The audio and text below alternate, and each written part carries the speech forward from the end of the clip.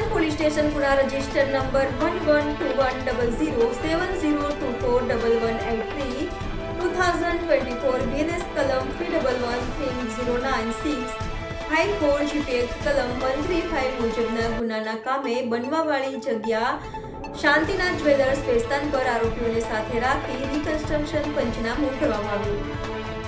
NN news Surat. દર્શક મિત્રો, NN ન્યૂઝને લાઈક, શેર, સબસ્ક્રાઇબ કરો, બેલ આઇકન પ્રેસ કરો જેથી આપનું નોટિફિકેશન